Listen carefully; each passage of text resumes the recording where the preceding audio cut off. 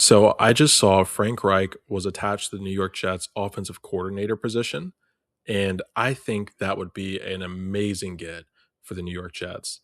If we could get Frank Reich into the building along with some another, additional offensive players such as Kyler Murray and Romeo Dobbs, I think Frank could easily engineer a top 10 offense out of the New York Jets. Um, and for reference, since 2018, or really since 2017, Frank Reich has finished third, fifth, 16th, ninth.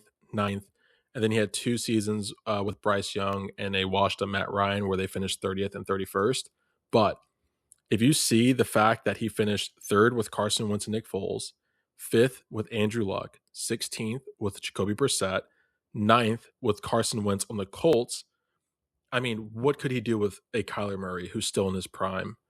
What could he do with a Garrett Wilson and Romeo Dobbs on the outside and a Brees Hall manning the backfield? This would be an absolute win for the New York Jets. I think a top 10 finish is almost guaranteed. And then the Jets can then focus all of their next draft assets and free agency dollars on defense, right? We can get an Alex Anzalone. We can get a Ruben Bain in the draft. We can get a Caleb Downs possibly within this draft. I mean, we're at this point fixing potholes left and right within the Jets, and Aaron Glenn has a fighting chance within the AFC East division next year. I think people don't understand how close the Jets can really be, right? We're not a 3-14 team. We're 3-14 because we shut down, you know, Garrett Wilson, and we had a quarterback who was afraid to throw the ball, and we have an offensive coordinator who I think, and Tanner Angstrom, I think he did very well with what he had, but he's young and developing.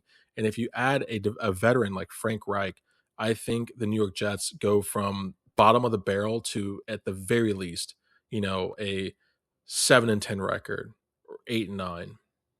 I don't know. I don't want to make this video too long.